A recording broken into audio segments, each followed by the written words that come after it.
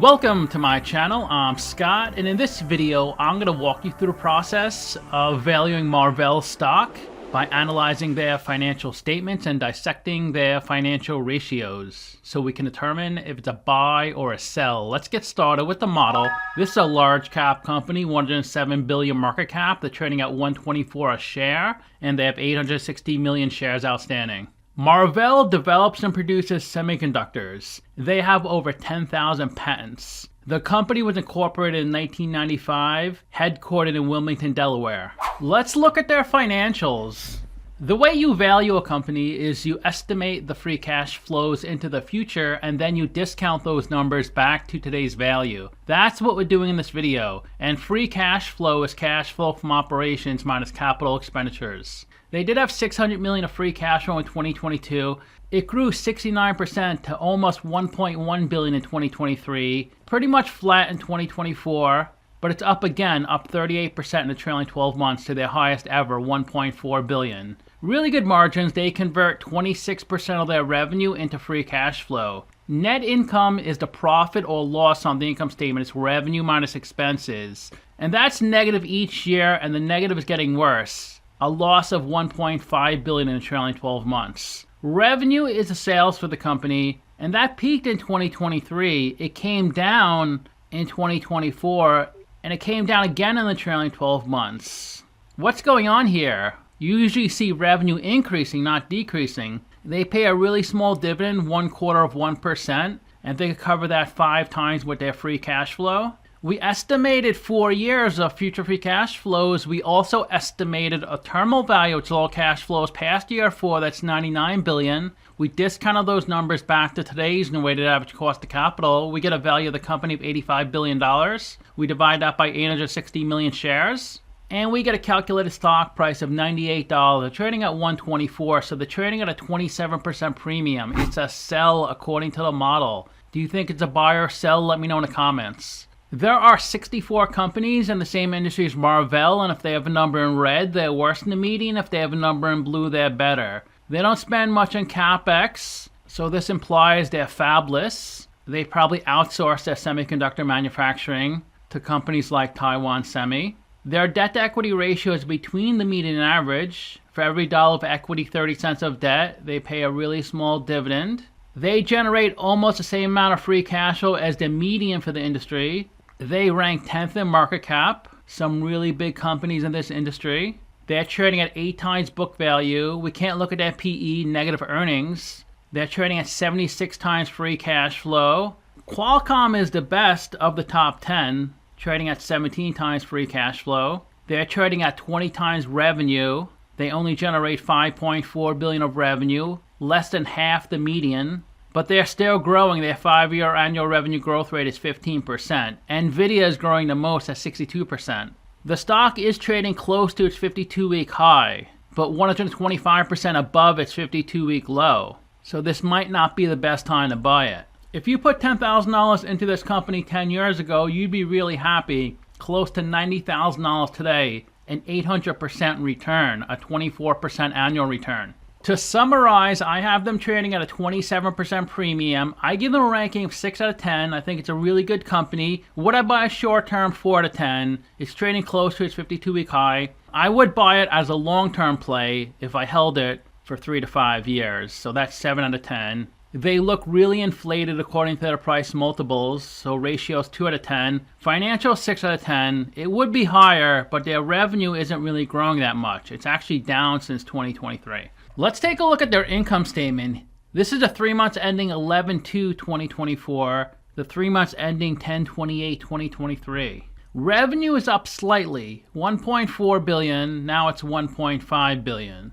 Let's see if they give a breakdown of the $1.5 billion. Of the $1.5 billion, $1.1 billion is data centers. It's similar to NVIDIA. Data centers is really pushing them to new highs. Almost exactly double last year. Last year, $555 million. Last year, data centers was 39% of their revenue. Now it's 73%. Enterprise networking, $150 million. That's down to 10%, and that's down from last year. Last year was $270 million. Carrier infrastructure is down a lot from $316 million to $85 million. Consumer is also down $168 million to $97 million. Automotive is down 106 million to 83 million. So it looks like they're just focusing on data centers, which makes sense. Here's a breakdown of the revenue by country. China, 658 million. So pretty big concentration in China, 43% of their revenue, same as last year. US, 256 million, 17% of their revenue. Both are up from last year. Singapore is down to 46 million. Taiwan is up a lot. It was 23 million last year, only 2% of their revenue. Now it's close to 200 million, 13% of their revenue. Thailand is down to 73 million. Malaysia's up to 40 million. Japan is up to 56 million. Finland's down a lot. It went from 158 million to 33 million. So it looks like they're finished in Finland. Get it? And other is down to 155 million, which is 10% of their revenue. Just because you see 658 million of revenue by China, that doesn't mean they ship $658 million of product to China. For example, a majority of the shipments to China relate to sales to non-Chinese based customers that have factories or contract manufacturing operations located within China. 59% of their revenue is to direct customers, to the end user. That's much higher margin than distributor revenue, which is 620 million. Because when they ship to distributors, the distributor sells to the end customer. So they take a piece, they take a cut of the action. So revenue for the quarter is up 7%. And they talk a little about the revenue down here. It's good to get color on all this information. Just gives you a little more detail. Revenue is up 98 million or 7% from the prior quarter. That was mainly due to a 98% increase in sales from data centers, which we saw earlier, which benefited from strong AI demand. It's all about the AI. The increase in revenue was partially offset by decreases in sales from carrier infrastructure, also decreases from enterprise networking. There has been soft industry demand in those areas. Below revenue is cost of goods sold, 1.2 billion. These are all the expenses directly tied to generating the revenue. Revenue minus cost of revenue gives you your gross profit, 349 million. It's down a lot from last year. Let's see if they talk about that a little more. So COGS is up 35% from last year. So last year, COGS was 61% of their revenue. Now it's 77%. So that's not good. They're less efficient. Gross profit went down 36%, 550 million to 349 million. So their gross profit margin went from 39%, cut all the way down to 23%. Let's see if they explain why. That's mainly due to an impairment of 357 million. An impairment is when you decrease the value of an asset on your balance sheet and pass through the loss onto your income statement.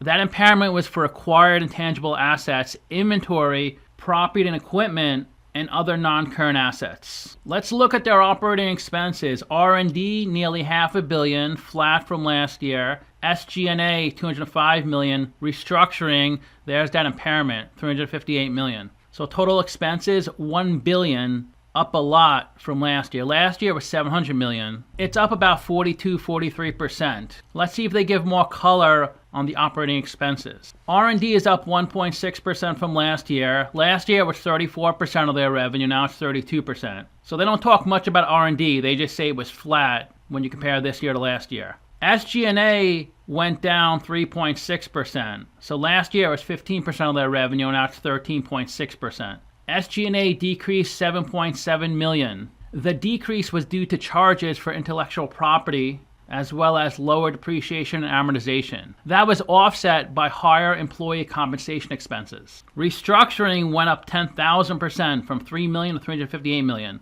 That's the big change. We recognized a $358 million restructuring charge. That was mainly comprised of impairments and write-offs of purchased technology licenses and PP&E, as well as recognition of future contract obligations, accrued legal services, severance, other one-time termination benefits, and other costs. You don't have to understand everything you read, but if you understand a little, next time you'll understand a little more, then the time after that a little more. So I understand pretty much everything they're saying. Like I know what severance is, I know what accrued legal reserve is, on a high level. Of course, if I want the real details, I have to search further. But what I'm just saying is, even if you only understand some of these terms, it's fine. You just keep reading, and eventually things start connecting. So their operating loss went from 146 million to 700 million. They spent 47 million of interest on their debt, lower than last year,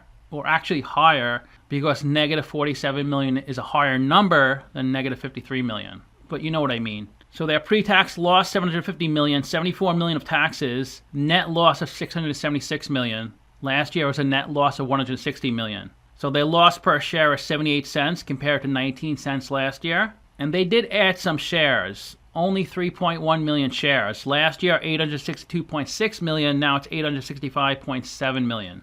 Let's look at the balance sheet. We start with their current assets, 2.8 billion. Let's compare that to current liabilities, 1.8 billion. So their current ratio is about a 1.6, 1.7, which is fine. Cash of 868 million. And if you search that number, you find it on the statement of cash flows, 868 million. That's the cash at the end of the accounting period. And if you search that number again, you find a little more info. Our main source of liquidity is our 868 million of cash. Of that 868 million, 675 million was held by subsidiaries outside the US. Below that is accounts receivables, 1 billion. This is how much money other companies owe them when they sell semiconductors on credit. Inventory, 859 million. And they do give a breakdown of the inventory, 640 million work in process, 215 million of finished goods. Then you have prepaid expenses, 91 million. This is when a company makes an advance payment for a product or service they're going to receive in the future.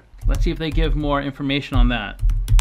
No, they don't. They have 780 million of PP&E. I know they give more info on that. 1.5 billion of that is machinery and equipment, 300 million land, buildings, and leasehold improvements. Computer software, 127 million. Furniture and fixtures, 34 million. So the gross value is 2 billion. They depreciated 1.2 billion. So the net value is 780 million. Their biggest asset by far is Goodwill, nearly 12 billion. So it looks like they do a lot of acquisitions. Acquired intangible assets, 3 billion. And they do give a breakdown of that. 1.9 billion is developed technologies. 740 million customer contracts and related relationships. So the gross value is 2.6 billion. Those three numbers add up to 2.6 billion. Then they have in-process R&D, 336 million. That gets you your 3 billion. The gross value is 7.7 billion. They amortized or pass through impairments on 4.8 billion. So what is in-process R&D? So in-process R&D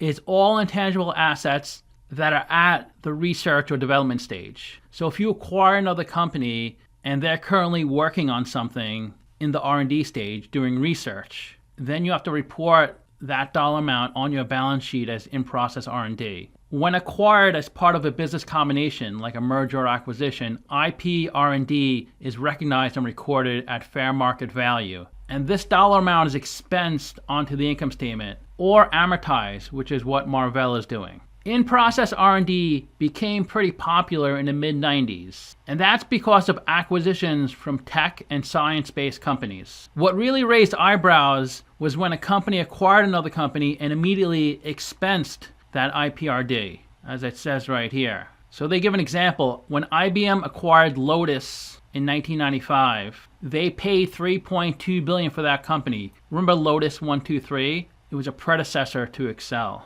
Very similar to Excel. Following the purchase accounting method, IBM estimated the fair value of Lotus tangible net assets at 300 million, and the value of intangible assets like trademarks, leasehold improvements at 540 million. And here comes the rub. IBM estimated the value of their IPRD at 1.8 billion, which was 60% of the value of Lotus. So when they immediately expensed the IPRD, it looked like a huge loss on IBM's income statement. So the immediate expensing of IPRD removed the future amortization of this asset. So they wouldn't be able to capitalize in the future since they immediately expensed it. Some people look at that as cooking the books. It's definitely legal, but it seems like accounting manipulation. Another thing that happens, it reduces the asset and equity bases of the acquiring company, which inflates profitability measures like ROA and ROE.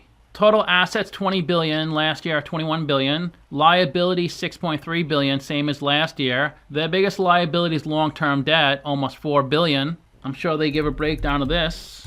Here's a breakdown of the 4 billion. 600 million due in 2026. That's a term loan. $500 million at about a 5% interest rate. Another $500 million, 1.65%. And the interest rate grows to almost 6% in 2033. So their total debt, $4.1 billion. $4 billion is long-term debt. $129 million is short-term debt, meaning it's due within 12 months. That's also on the balance sheet, $129 million. That's in the current section. Assets minus liabilities equals equity, $13.3 billion of equity. They raised $14.6 billion from selling their business, and they lost $1.3 billion from running their business. Let's look at the statement of cash flows. This is trailing 9 months. Operating cash flow up a pretty good amount, $800 million to $1.2 billion. And the way you calculate $1.2 billion, start with your net loss of $1.1 billion. Then you have to add back all the non-cash items they put onto the income statement. We have to add back depreciation, $225 million, stock-based compensation, $449 million,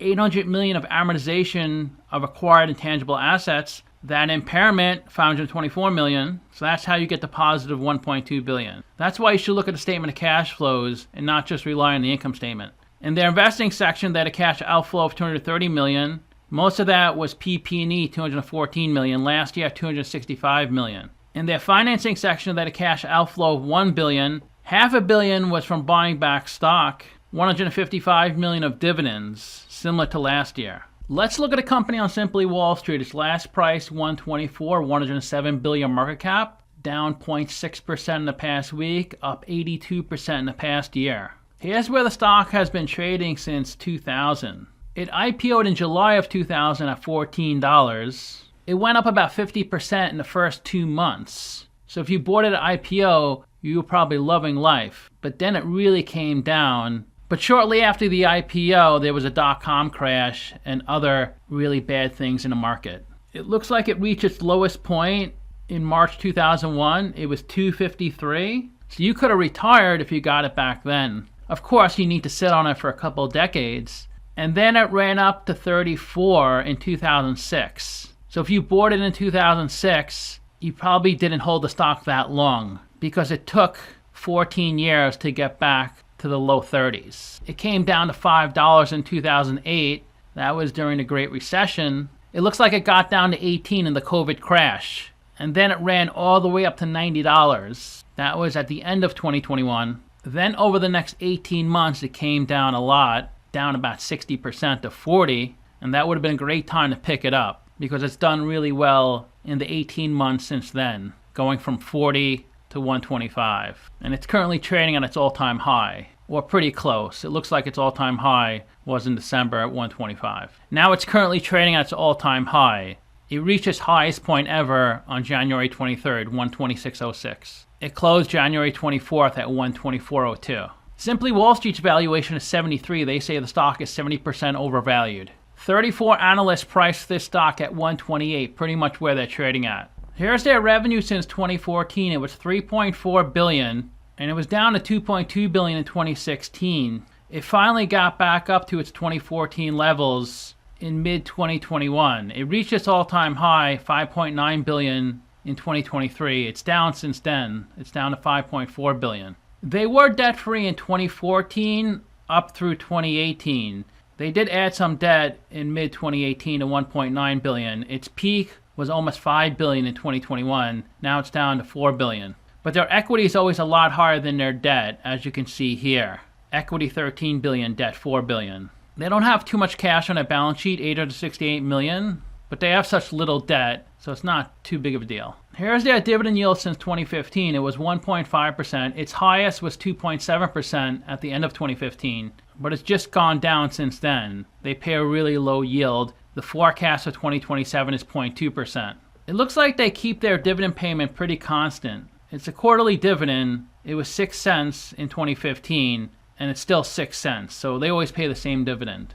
The CEO's salary was $760,000 in 2018. Now it's $1.1 million. Total compensation, $45 million. Tenure CEO, 8.5 years. In the past year, a couple insider buys, but there's been more selling. 86% of the company is owned by institutions and 14% by the general public. Fidelity is the biggest shareholder at 14.8%. FMR stands for Fidelity, Management, and Research. The next biggest shareholder is Vanguard, then BlackRock. Goldman at 1.5%. Wellington at 1%, and last is Nordea, 0.5%. Nordea is a Finnish company. Their employee count is down. It was 7,400 in 2014, now it's 6,500. And the ticker trades on the Nasdaq, Deutsche Börse, London Stock Exchange, Mexican Bolsa, Wiener Börse, Euro TLX, Sao Paulo Bolsa, and the Buenos Aires Stock Exchange. So if you want a copy of my discounted cash flow model, click on the video in the top right corner.